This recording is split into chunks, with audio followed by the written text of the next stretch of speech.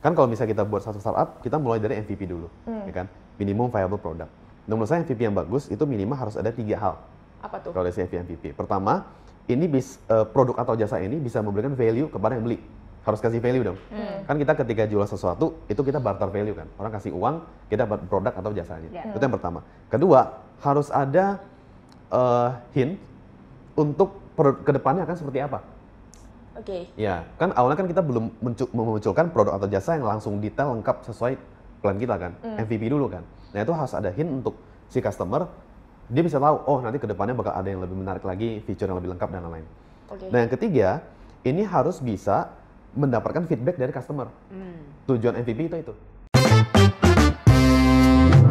Now you're listening to the Growth Digger Podcast, the show where you can catch up with disruptors. Brought to you in partnership with Finfolk and Purwadika. Halo, balik lagi bersama gue Kalin Felicia di episode Growth Digger yang kelima. Nah, hari ini ada yang berbeda dan spesial banget karena di episode kali ini kita bakal ngebahas topik yang lagi ngehits nih, sebuah film. Pasti kalian udah bisa nebak nih ya kira-kira apa. Dan di episode kali ini kita juga punya surprise buat kalian. Jadi stay dengerin sampai akhir karena kita bakal reveal surprise-nya di akhir episode. Nah, di sini udah ada temen saya Inje. Inje. Hai. Dan teman saya Sodalmi. Jadi hari ini di episode Growth Digger yang kelima ada Cimendi dari Purwadika dan kita juga punya bintang tamu spesial. Halo, Lin, Andy. Dari suaranya juga yang nggak mau di stage sebagai Haji Diam Indonesia. Waduh. No. Kata jangan disebut, Lin. Jangan ya. Padahal mirip banget ya. Sama-sama investor, masih muda. Nah, hari ini kita ada Andika Sutoro Putra. Halo, Putra. Thank you. Halo, thank you. Nah, teman-teman, hari ini kita pengen ini ngebahas tentang film startup. Oke. Ya kan? Baru selesai episode 16. Udah pada selesaiin belum nih episode terakhirnya? Senin malam gue nonton ya. Senin malam. Iya, kayaknya Senin malam atau Senin. pas hari Minggu? Senin. Kan Sabtu Minggu. Oh, Senin. Kalau Sabtu nontonnya Sabtu, pas Minggu nontonnya Senin. Besokannya. Besokannya. Kalau gue nggak bisa tuh begitu. Iya, gue udah gak sabar. Nanti soalnya ntar di Instagram Stories tuh banyak spoiler. Iya, itu dia, bener juga sih. Banyak spoiler kan. Iya. Tapi ini kita semua udah tamat ya. Udah tamat. Udah tamat. Iya. Oke. Nah, tapi hari ini kita bukan mau ngebahas dunia percintaannya nih, kan kalau di media sosial namanya tuh tim Dosan atau tim Tim Jipyo. Hanjipyo. Benar, gitu benar, kan. benar. Hari ini kita pengen ngebahas di sisi bisnis startupnya nih. Kebetulan kan Andika juga seorang investor, founder dari South Ventures yang berinvestasi di startup di Indonesia. Nah, kita pengen tahu nih Put, sebenarnya kalau dari sudut pandangnya investor gitu kan, apa sih yang biasa lo lihat dari bisnis startup yang akan lo invest gitu? Kebetulan kan saya sebenarnya lama di pasar modal. Saya 12 tahun di pasar modal, dan kalau untuk di dunia venture capital dan invest di startup company, itu saya masih di 2 tahunan pertama. Ya, jadi bisa dikatakan masih junior, ya, masih junior. Tapi dari 2 tahun ini saya belajar banyak juga, ketemu ratusan founder yang kita invest, ada so far 13, ada 2 yang lagi ongoing juga. Dari sana saya belajar banyak. Dan menurut saya dari tadi kan lihatnya di foundernya atau Bisnis di plan-nya. bisnis modelnya atau produknya atau jasanya, menurut saya itu hal yang nggak bisa dipisahkan, yaitu satu kesatuan. Nah, tapi perbedaan yang paling besar adalah kalau misalnya kita invest ke startup, karena dia belum banyak numbers yang dihasilkan, kita nggak bisa sepenuhnya decide dari hanya baca laporan keuangannya saja gitu ya. Karena kan ini masih early stage banget. Kita kan di South Venture investnya fokusnya di early stage kan. Ya masih setahun pertama, 2 tahun pertama, atau 3 tahun pertama, mungkin masih mencoba mencari produk yang benar-benar bisa diserap market seperti apa. Mungkin bisa pivot tengah jalan gitu kan. Jadi yang kita lihat ini benar-benar dari sisi foundernya. Oke. Ya, jadi bisa dikatakan yang kita sangat lihat adalah apakah foundernya, backgroundnya punya experience untuk menjalankan bisnis model yang dia lagi rancang gitu kan. Dan juga apakah dia punya tim yang bisa saling support, tim saling mengisi puzzle-nya untuk membangun bisnis model yang ada.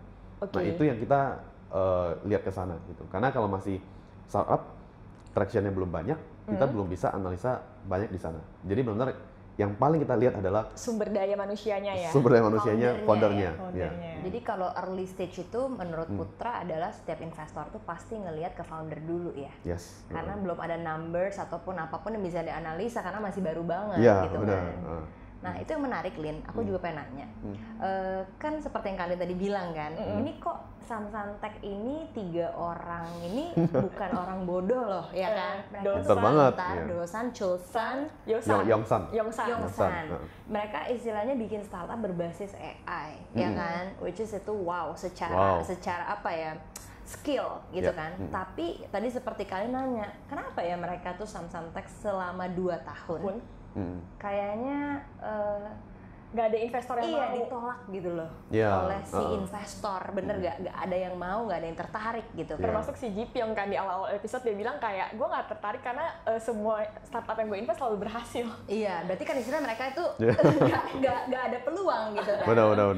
Tapi ternyata pas kita lihat ceritanya adalah ketika si Samsung Tech ini akhirnya 3 orang si Samsung ini ya berarti kan Iya. bertemu dengan si Dalmi dan Saha, akhirnya mulailah startup itu ada harapan gitu Benar. kan. Nah, menurut Putra sendiri berarti sebenarnya di dalam sebuah startup role apa aja sih yang crucial?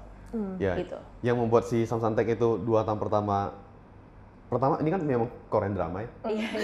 Korean drama nih, kita bahas kan soalnya nyata. Iya, Tapi iya. memang untuk kalau percintaan ya pasti drama, tapi untuk sisi Bisnisnya cash dia ya? bisnisnya startup itu benar-benar sesuai Iya, ini loh di benar, lapangan gitu. benar. Setuju. Sesuai kan? Setuju. Ya jadi saya rasa ini sangat bagus sekali. Yang nonton pasti bisa jadi belajar juga. Nah tapi kalau dari sisi yang 2 tahun pertama nggak dapat investor, saya rasa kalau di real life gitu ya, di case yang real itu juga pasti seperti itu. Karena mereka memang 3 orang, tapi 3 orang ini semuanya tipe yang hacker gitu.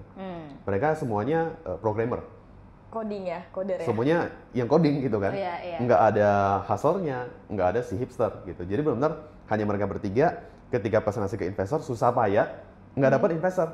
Iya. Karena memang bukan tipe yang bisa ngomong dengan Even baik. kartu namanya jadul. Kartu namanya kan kacau banget gitu kan.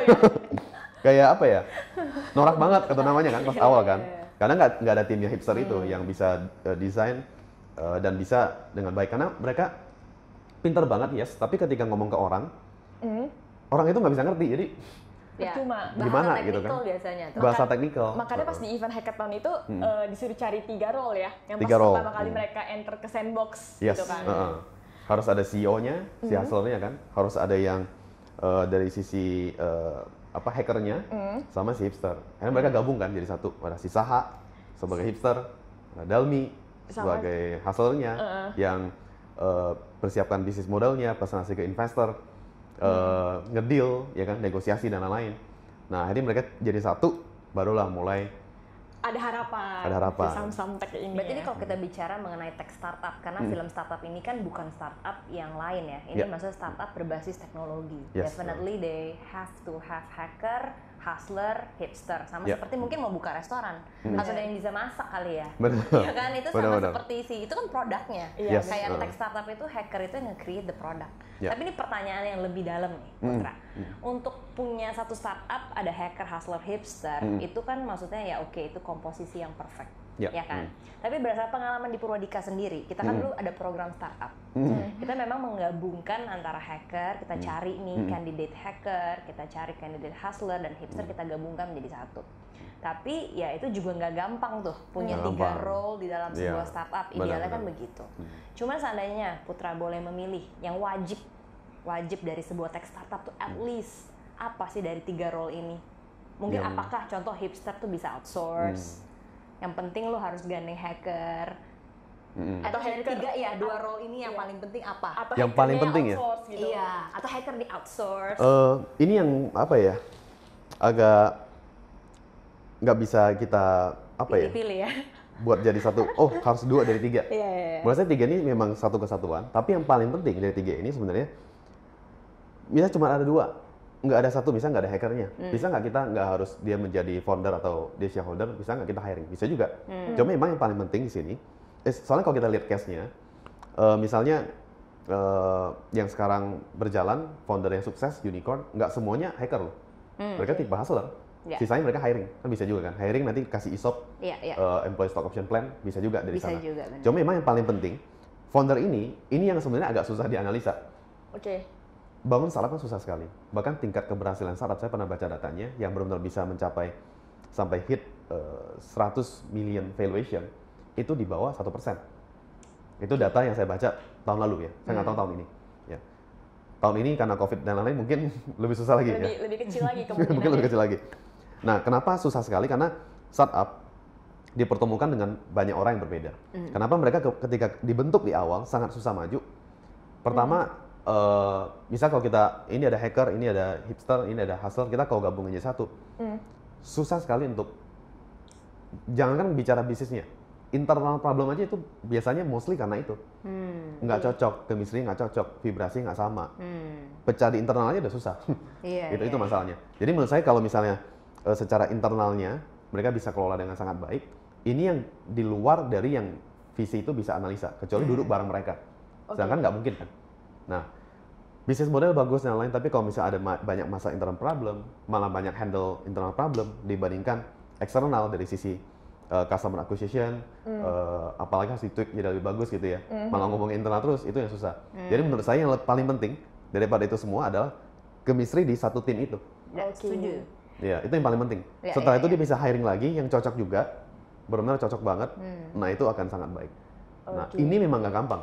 Karena kalau kita bicara satu keluarga aja, pasti ada cekcoknya. satu keluarga loh, satu rumah, ya kan? Barang kita punya adik kita, kakak kita, misalnya satu keluarga masih bisa cocok gitu. Bedanya kalau di film yang startup itu karena dosen bucin sama Dalmi. Iya. Kalau misalkan nggak ada love-nya. Itu aja berantem ya Iya, kan? tapi itu jujur, ini maksudnya lari sedikit, itu jujur sih, maksudnya itu luar biasa ya. Maksudnya couple bisa bangun startup tuh jarang ya. Jarang. Nggak pakai berantem, Nggak mungkin ya. iya kan, kayak Iya, wow, benar. itu kayak sesuatu banget. Tapi apa? Menurut gue ini bisa buat pelajaran teman-teman yang mau membangun startup atau perusahaan apapun sih. Jadi di film itu tuh mengajarkan kita buat bisa profesional membagi masalah pribadi dan masalah di kerjaan. Karena even Ya, kayak betul.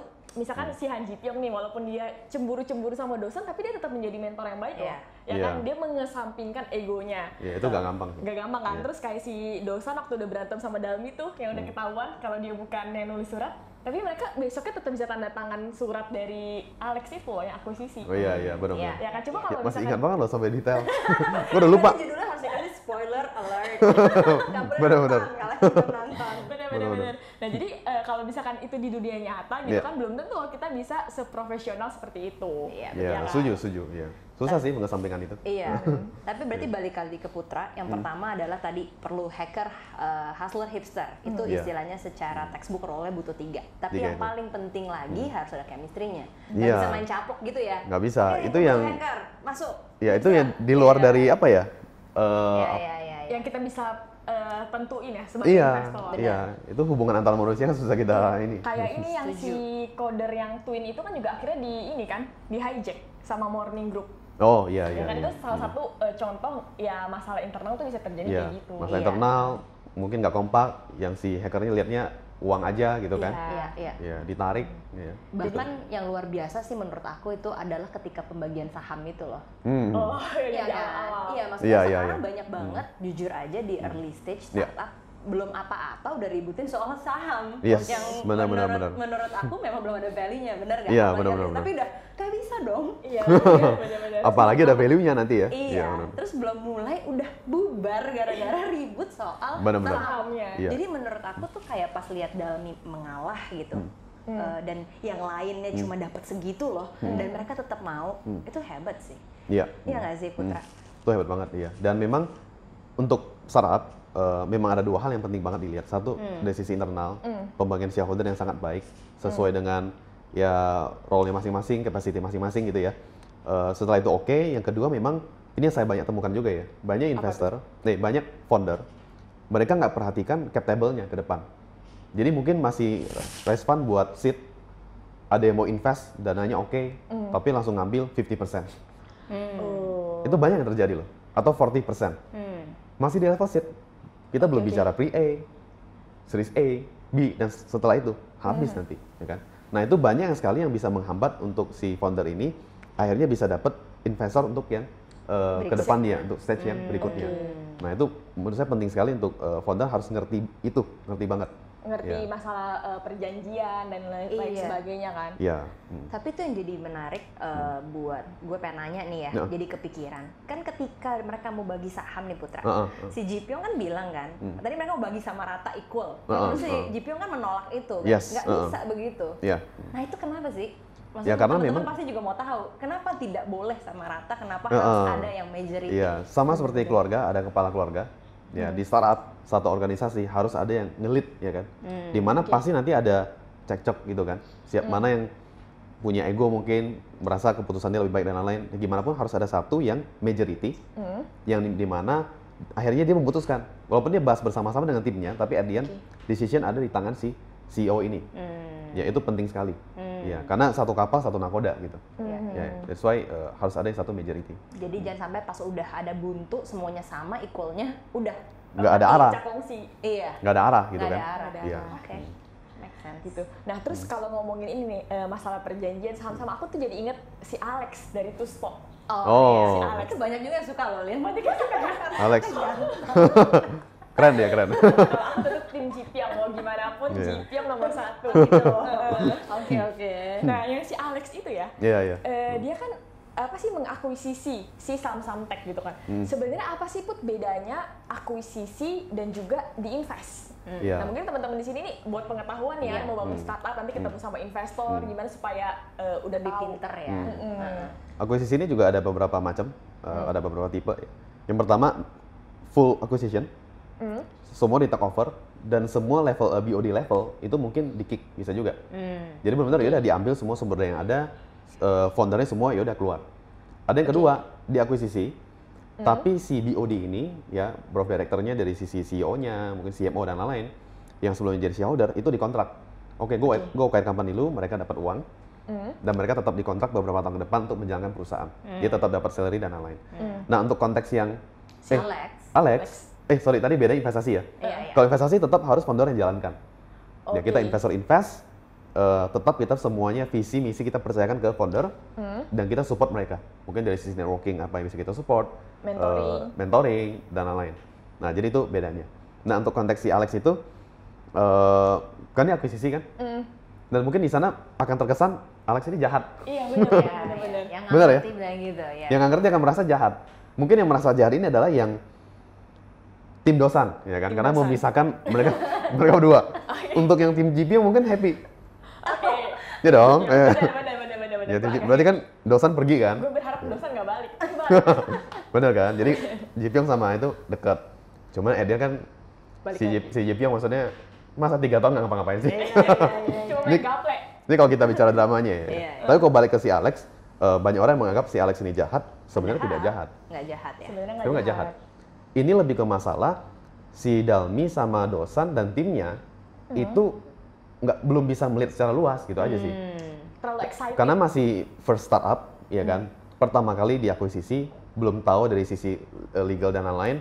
Yang namanya sudah diakuisisi, sudah dibayar, itu sudah milik punya si STO, yaitu haknya dia. Iya. Terserah ya dia kan? mau ngapain gitu. Iya, dia mau pecat siapa itu terserah dia. Jadi nggak bisa mengatakan dia jahat sebenarnya. Karena kan dia sudah bayar uang. Iya. Sudah bayar berapa ya? 3 miliar. 3 miliar won. Kalau dihitung 40 miliar kalau nggak salah ya. Gede ya? 40 miliar lumayan. Ya. Itu untuk startup itu wow. Menurut Putra itu lumayan. Lumayan. Karena dia baru berjalan setahun. Kurang kalau nggak salah. Setahun kurang kan? Langsung ada. Gue pikir lu kan bilang banyak banget itu. Buat mata investor beda. Beda. Ya, akhirnya di-acquire, dipisahkan, mereka dipecat, Saha sama Dalmi dipecat. Ya hubungan percintaan di sana ya kacau lah ya kan. Ya itu sih menurut saya Alex nggak salah sama sekali. Nggak salah ya. Ya tapi lebih ke Dalmi sama Dosan yang harus nggak bisa melihat ke sana. Ya, dia belum melihat risiko itu bisa terjadi. Di mana itu sudah bukan haknya mereka. Mereka bukan pemegang saham lagi. Gitu. Karena ketidaktahuan ya. Karena kalau akuisisi itu berarti kan si founder sudah nggak ada saham. Yes. Kalau di invest tuh founder masih memiliki. Ya. Jadi decision udah di tangan pemegang saham. Iya. Dia mau pecat CEO bisa. Ini kasus seperti Apple lah. Ya kan? Gimana tuh? Foundernya Steve Jobs. Steve Jobs dipecat ya? Kok bisa dipecat gitu kan? Karena ya semua investor majority-nya decide bahwa Steve Jobs ini dipecat. Jadi walaupun dia founder, tapi dia sudah bukan majority ini, majority votingnya dia keluar, ya udah mau nggak mau dia keluar. Itu sama seperti juga yang terjadi sama Injay, kan dia di morning group yang di papat tirinya, dia tiba-tiba karena dia nggak punya saham, dia tiba-tiba dipecat aja gitu kan. Iya, dikeluarkan. Bisa. Gitu. Tapi aku jadi kepikiran sesuatu tau nggak? Dari 40 miliar, Dosan berapa persen? 60 ya? 60-an jujur lupa, gue Iya, lupa. Taruhlah 60 ya. Oke. Jadi dia dapat cash lumayan banyak loh. Masih Lumayan. masih tim Ji Pyong. Masih, cashnya lebih banyak lagi dari Iya, Dosan. betul juga. Tapi aku jadi kepikiran sepupunya si Dosan. Oh, 1%. Iya. Itu tuh kakak kisah 400 juta berarti ya? 400 juta ya? 400 juta. Itu not bad lah ya. Not bad. kisah nyata ya? Yang kayak terjadi di Google ya gak sih? Tapi selalu ada ya. Di Kayak gitu ya? ya itu terjadi. Ya itu terjadi, iya. Ada orang yang support mungkin dari sisi legal atau apa, dia dapat 1%, berapa persen. Oke, lu nggak usah bayar videonya deh, gue minta saham 1%. Boleh Lin kayak gitu? Bener-bener. Iya, bisa juga. Ya bayarnya nggak pakai uang kan? Iya, bayarnya pakai pakai saham saham. gitu. Jadi Alex tuh nggak jahat guys, ini kita lurusin nih ya. Alex Iya, nggak jahat. Nggak jahat. Alex itu baik. Baik. Iya, justru gara-gara Alex, Dosan jadi ganteng. si tim Samsung. Kalau dari cewek mungkin dari sisi itu ya. Dosen pulang-pulang, wah naik kapal yacht gitu kan, kayak keren. Gara-gara dia punya pengalaman itu yang berharga, akhirnya bisa jadi satu modal buat dia ke depannya. Benar, setuju. Iya. Bener-bener. Karena Ji Pyong juga ngomong loh ke Dosan waktu si Dosan lonjok yang sebelum dia pergi ke Amerika. Ji Pyong bilang selain tim lo pecah, ini adalah deal yang sangat bagus. Yes. Ya kan? Deal yang sangat bagus. Deal yang Iya. sangat bagus. Buat mereka bertiga. Iya. Benar. Ya. Bahkan kemarin kayak kita ada di aja ya. Nggak, tapi gue ingat juga yang si Samsung Tech itu ditawarin juga kan sama tuh STO yang setelah 3 tahun. Oh, iya. Mereka kan suruh memilih, inget gak? Disuruh Iya. lanjut lagi. Balik ke Korea atau mereka kayak lanjut ke sana Iya. dengan ditawarin Kontrak business baru. opportunity Iya. gitu. Cuma mereka ya balik ke Korea. Iya. Seru. Emang ini film startup ini menurut aku Oh, bagus pribadi banget, itu iya. bagus banget Bagus sih. banget. Dan kita kan di sini, Mandy di Purwadika. Kalian juga founder startup. Saya juga di venture capital. Jadi kita Ini kita senang banget, Iya, relate banget gitu. Benar. Jadi bukan karena kita suka nonton Korean drama, saya juga bisa nggak nonton. Ini memang sangat relate dan bagus sekali untuk sekalian mengedukasi Betul. yang nonton. Ya jadi sehingga lebih banyak orang yang punya goal, pengen jadi kayak Dalmi bangun startup juga. Gitu loh. benar, Akhirnya membangun ekonomi kita juga kan. Betul. Lebih banyak startup kan jauh lebih bagus. Dan baru ngerti ya setelah difilmkan. Iya. Emang hebat Korea itu tuh. Hebat Tahu banget, nggak? hebat Jadi banget, kayak dia iya. menjelaskan dengan kita kan, maksudnya aku di dunia startup tuh udah lama ya Putra ya, Purwadika Iya, kan kayak gitu kan. Maksudnya kita udah lihat hackathon, investor, series A apa itu, tapi kan orang nggak ngerti gitu loh. Tapi Iya, ketika difilmkan, dikonsepkan storytelling, Iya. akhirnya Orang gitu. orang ngerti. Bener. Semuanya juga kan yang seperti papanya si Dosan. Iya. Itu ada gitu kan, maksudnya memang Iya, itu itu di dalam real. terjadi gitu. Dan benar kata Putra, kita akan lihat di Indonesia sendiri pasti akan banyak nih Yes. startup Yang baru bermunculan. Iya. bermunculan. Makanya Semoga akan ada startup booming dan saya merasa kayak Purwadika ya, satu sekolah yang bisa memberikan mereka satu mindset, skill set untuk menjadi seorang startup player gitu ya, startup founder, itu akan bagus banget sih. Iya. Iya. Seru. karena di Indonesia sendiri kan masih sedikit ya sumber daya buat kayak tech-nya gitu. Kalau kita cari coder, Iya, cari web masih- developer. Nah, aku juga punya pertanyaan nih. Gue punya pertanyaan Putra. Jadi kan di film itu, ketika si Dalmi itu akhirnya bikin Tarzan, Iya. ya Tarzan, kan? iya. Tarzan itu Yang mobil bisa nyetir otomatis sendiri. gitu lah Iya, ya. Dia mau scale up kan, tapi si Injenya itu say no gitu. Belum siap. Nah itu gue mau tanya dari kacamata investor, sebenarnya kapan sih sebuah startup itu ready untuk scale up? Apakah Oke. tunggu produknya mature atau punya MVP atau seperti apa? Iya. Scale Jadi up itu berarti tandanya kan di invest ya. Mau memperbesar ya berarti? Mau udah memperbesar, soal iya. bisnisnya besar. ya, jadi scale up itu artinya dia punya produk jasa yang sudah ada, sudah proven, market serap gitu ya, di mana dia sudah hitung lah, dia punya hitungan akuisisi per satu customer itu berapa cost-nya. Dari sana sudah oke, market terima. Dari mungkin 1.000 orang yang ditargetkan, ada misalnya 100 orang yang beli. Ada traction lah ya. Ada traction-nya yang masuk. Hitungan cost untuk akuisisi customer ini masuk nih sama produk dan akhirnya sampai profit. Nah itu baru siap untuk di scale. Nah untuk scale ini sebenarnya bisa dikatakan bagus atau tidak, atau terlalu cepat atau enggak, itu tergantung dari sisi produk jasanya sudah kumpulin cukup banyak traction atau enggak. Kalau misalnya dari sisi traction-nya masih kurang, dia nggak bisa ngitung detailnya dan lain-lain, ternyata untuk akuisisi satu customer ternyata masih belum tepat, malah di scale duluan, kan yang namanya scale kan keluar uang. ya kan kita keluar uang marketing untuk akuisisi customer ini dalam jumlah yang lebih besar. Nah itu akan jadi satu problem juga gitu. Jadi harus bisa benar-benar hitung. Kan kalau misalnya kita buat satu startup, kita mulai dari MVP dulu, ya kan? Minimum viable product. Nah, menurut saya MVP yang bagus itu minimal harus ada 3 hal. Apa tuh? Kalau dari MVP. Pertama, ini produk atau jasa ini bisa memberikan value kepada yang beli. Harus kasih value dong. Kan kita ketika jual sesuatu, itu kita barter value kan. Orang kasih uang, kita dapat produk atau jasanya. Itu yang pertama. Kedua, harus ada hint untuk kedepannya akan seperti apa. Oke. Ya, kan awalnya kan kita belum memunculkan produk atau jasa yang langsung detail lengkap sesuai plan kita kan. MVP dulu kan. Nah itu harus ada hint untuk si customer, dia bisa tahu, oh nanti kedepannya bakal ada yang lebih menarik lagi, feature yang lebih lengkap dan lain-lain. Nah yang ketiga, ini harus bisa mendapatkan feedback dari customer. Tujuan MVP itu. Kita dapat feedback dari customer. Dari semua transaksi, feedbacknya gimana? Positif atau enggak? Kalau misalnya kurang bagus, tentu si startup ini harus pivot. Jadi pivot itu bukan sesuatu yang negatif, itu pasti harus terjadi untuk startup company, gitu kan. Jadi itu sudah hal sangat mungkin terjadi lah. Ya. Bahkan sangat jarang ada ide apa, langsung jadi itu pasti jarang. Pasti harus pivot dari feedback customer, ternyata kurang apa, harus di pivot sampai benar-benar bagus, MVP-nya oke, dari sana baru mulai kita scale.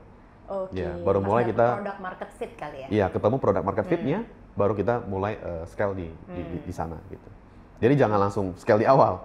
Iya, ya kan? betul. Dan apakah maksudnya scaling up di dunia startup itu yang gue tahu adalah proses startup itu sama perusahaan konvensional kan berbeda. Kalau startup itu kan semua serba cepat ya. Jadi bener-bener tuh waktu itu aku pernah interview salah satu startup founder. Sumber kegagalan startup itu salah satunya adalah scaling up terlalu cepat. Setuju. Jadi kayak foundernya nggak ready, tapi perusahaannya udah berkembang tuh, employee-nya pusing kan, kayak kamu tadinya cuma manage 1, and then timnya banyak, tiba-tiba ya. Terus founder nggak siap, produk juga langsung harus berkembang luar biasa. Ya bukannya malah bagus, malah bisa gagal juga, berantakan gitu bener. ya. Itu sangat sering terjadi karena faktor capacity dari founder juga, faktor mengunyah terlalu banyak sampai muntah akhirnya. Nah itu benar-benar harus di-prepare dari awal. Jadi scale up itu bukan sesuatu yang keren-kerenan. Iya. Bukan itu gitu. Keren-kerenan, oh cepat gede langsung di mana-mana. Tapi kalau dari sisi timnya nggak siap, skill setnya juga belum siap gitu ya, dan memang produknya belum ketemu product market fit tadi, itu malah beresiko. Bakar uang. Ya malah maksudnya bakar uang in negative way gitu loh. Malah nggak bagus gitu. Ya. Itu jadi ingetin sama yang waktu awalnya sebelum dia bikin Tarzan kan mereka bikin Samsung Tech itu bikin non-gil.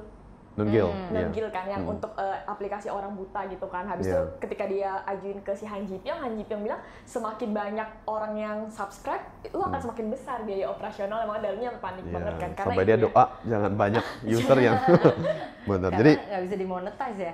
Dia bingung monetize dari mana. Iya. Kalau taruh iklan juga yang itu orang buta nggak bisa ngelihat iklannya gitu kan.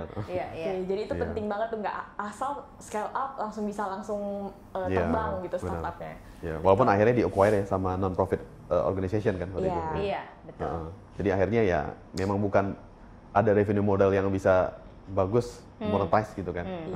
Memang buat kebaikan aja. Kebaikan. Tapi enggak loh, akhir-akhirnya kan dia bisa ngecek jenis pil obat itu. Itu feature-nya. Iya, tapi cara monetize-nya belum ketahuan di film itu. Akhirnya non-profit ya. Masih didanain sama perusahaan kan. Iya. Iya.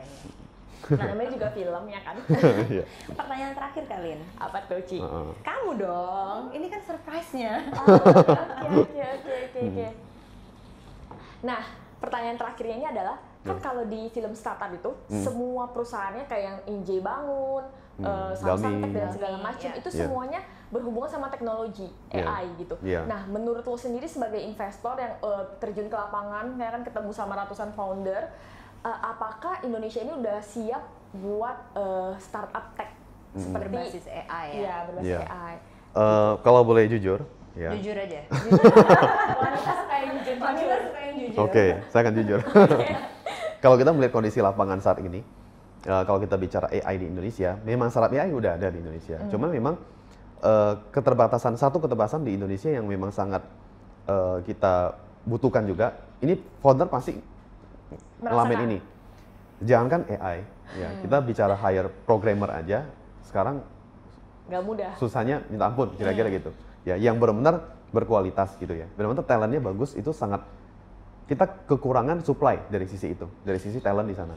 Jadi kalau misalnya kita bicara apakah di Indonesia sudah AI, sudah siap untuk ke sana, bahkan saya baru baca juga awal tahun sih, saya nggak tahu sekarang, hukum untuk AI aja masih belum clear gitu. Di Indonesia? Di Indonesia, Oke. ya. Jadi talentnya juga sama. Nah, saya melihat ini masih mungkin beberapa tahun ke depan. Perjalanan yang panjang ya? Ya, bisa aja 5 tahun ke depan. Karena kita bicara supply dari sisi programmer aja, developer, itu masih sangat jarang. Betul. Ya, ini yang jadi satu apa ya, pemerintah harus support juga sih dari sisi itu. Ya, bagaimana cara meningkatkan supply dari sisi IT ya, sisi, Sumber daya talent. manusianya, talentnya. Talentnya kurang ya. Iya, karena sekarang yang saya tahu banyak sekali founder itu kalau dapat fund yang lebih besar, mereka mau scale dia punya tim juga, itu kebanyakan hire dari luar. Iya, India banyak ya. India Outsource banyak. Dari India. Iya, outsource dari India, dari negara luar lah. Nah, jarang yang dari Indonesia. In-house-nya ya langsung. Iya, ini yang apa ya? Saya rasa dengan film ini sangat bagus juga. Mungkin orang jadi pengen 6 dosan, mau belajar jadi the next 6 dosan juga bisa di Purwadika. Bener. Kebetulan ini ya, kita ada buat satu giveaway. Giveaway. Giveaway. Beda nih ya, nggak kayak biasanya nih giveaway-nya. Ya, kita pengen kasih giveaway untuk teman-teman yang pengen menjadi the next dosan, 6 dosan. Dan the next. Dan the next Saha, gitu kan. Jadi untuk teman-teman pengen belajar jadi seorang hacker gitu ya, jadi tim IT ya, dan juga Saha gitu ya, ngerti dari sisi apa, jadi hipsternya, desain UI UX dan lain yang bagus. Itu kita ada giveaway buat teman-teman beasiswa ya. Beasiswa. Ya, bisa belajar di Purwadika Startup School. Programnya 3 bulan ya, nanti akan kita cari satu pemenang dari jadi ini kan ceritanya saya yang sponsor ya, ya kan?